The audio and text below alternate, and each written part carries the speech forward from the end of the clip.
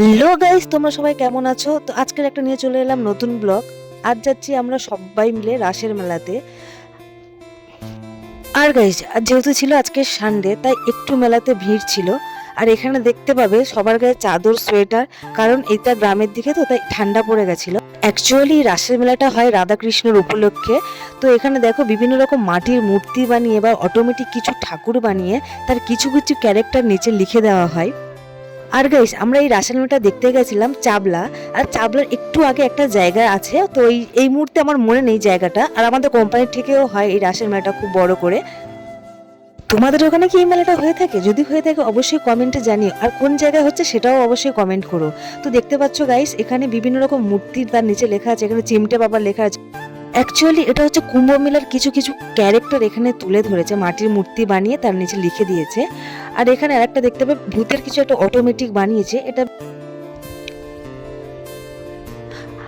আর তোমাদের একটু আগেই বলেছিলাম যে এটা অ্যাকচুয়ালি রাধাকৃষ্ণ নিয়ে। তো দেখো রাধাকৃষ্ণ এখানে গোপীদের নিয়ে যে লীলা করছে সেটাকে অ্যাকচুয়ালি রাসলীলার এটা দিয়েছে। তো এখানে সেই থিমটাও তুলে ধরেছে রাধাকৃষ্ণের এটা। তো লাইটিংটা দেখো কত সুন্দর। আর গাইস, যেটা বলছিলাম, দেখো তোমরা এখানে যে রাধাকৃষ্ণ পরপর দেখো রাধাকৃষ্ণ রয়েছে, তারপর গোপীগুলো পরপর সাজিয়েছে। আর নিচে যে হোয়াইট কালারের শাড়ি পরে দাঁড়িয়ে আছে, ওনার নাম কি তোমরা কি জানো? যদি জেনে থাকো অবশ্যই কমেন্ট করে জানিও। আর যেটা তোমাকে বলছিলাম যে চাবলার একটু আগে একটা হয় মেলা, তো এখানে দেখো এখানে বানিয়েছে কি দাদা বৌদির বিরিয়ানি। তো এটা আমি একজন ভালো করে জুম করে দেখছিলাম যে দেখো দাদা বৌদির বিরিয়ানিও দিয়েছে রাসের মেলাতে। আর গাইস, আমি যেহেতু নতুন ব্লগ করছি, তো তাই আমি ক্যামেরাটাকে ব্যাক করতে পারি না, ফ্রন্ট ক্যামেরায় তার ভিডিওটা বানাতে হচ্ছে।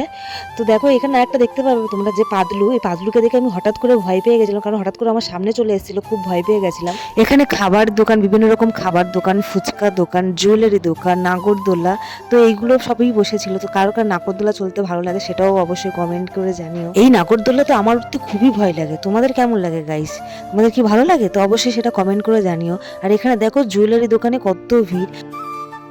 আর দেখতে পাবে গাইস এখানে অটোমেটিক ঠাকুর। তো দেখো এই যে অটোমেটিক ঠাকুরগুলো, অনেক রকমের অটোমেটিক ঠাকুর তোমরা দেখতে পাবে। আর যদি কেউ না দেখে থাকো সেটা দেখে নাও, এই ভিডিওতে প্রচুর অটোমেটিক ঠাকুর তোমরা দেখতে পাবে। এই যে দেখতে পাচ্ছ পরপর অটোমেটিক ঠাকুরগুলো দেখাচ্ছি আমি। আর এই অটোমেটিকগুলো দেখতে খুবই ভালো লাগে। আর মেন আকর্ষণ মেলা হচ্ছে এই অটোমেটিক দেখার জন্য বহু দূর থেকে লোক আসে। এই অটোমেটিকটাই মেলার মেন।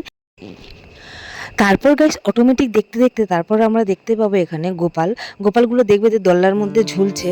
কারণ এখানে একটা নিয়ম আছে কি, যে মানসিক করলে মানসিক তাদের পূরণ হয়ে গেলে এই গোপাল দিয়ে যায় এখানে। আর আমার দিদিকে বলছিলাম দেখ দিয়ে এখানে পিতলের গোপাল দিয়েছে, সচরাচর এখানে মাটির গোপালগুলো দেয় দোলনার মধ্যে ঝুলিয়ে। তো এখানে গিয়ে অন্যরকম দেখলাম যে পিতলের গোপাল দোলনার মধ্যে ঝুলছে, এটা ফার্স্ট টাইম দেখলাম এইরকম একটা, খুব সুন্দর লাগলো। এখানে আমাদের ছোট্ট গোপালকে দিয়ে নাড়া দিচ্ছে, দোলনাটা নাড়া দিচ্ছে। তো দেখো আমার দিদির ছেলে এখানে গোপালটাকে নাড়া দিচ্ছে বারবার, ওর খুব খুব মানে আনন্দ পাচ্ছিল এই গোপালটা নাড়ে। তারপর মা ওকে নিয়ে চলে আসছিল। তো এইভাবে দেখতে দেখতে আমরা একটা মেলা লাস্ট পর্যায়ে চলে আসছি। তো তারপর দেখো মেলা থেকে আমরা বেরিয়ে যাব। আর এখানে প্রচুর লোক হয়েছিল, যেহেতু আগেই বলেছিলাম যে সানডে ছিল, তাই প্রচুর লোক হয়েছিল। আর এই যে জিনিসগুলো দেখার জন্য আমাদের দূর দূরান্ত অনেক লোক আসে এই মেলাগুলো দেখার জন্য। গাইস, এই মেলা থেকে বেরিয়ে আমরা চলে যাবো এখন কোম্পানির ঠেকের মেলায়। তো সেটা পার্ট 2 তে আসবে। তো তোমাদের কাছে কোন মেলাটা ভালো লাগলো, চাবলার মেলা নাকি কোম্পানির ঠেকের মেলা, সেটা অবশ্যই কমেন্ট করে জানিও। তো পার্ট 2টা অবশ্যই দেখো। তো গাইস, ভিডিওটা হয়তো একটু বড় হয়ে গেল, তো একটু ম্যানেজ করে নিও। আর ভিডিওটা যদি ভালো লাগে একটা লাইক করে দিও। Bye guys.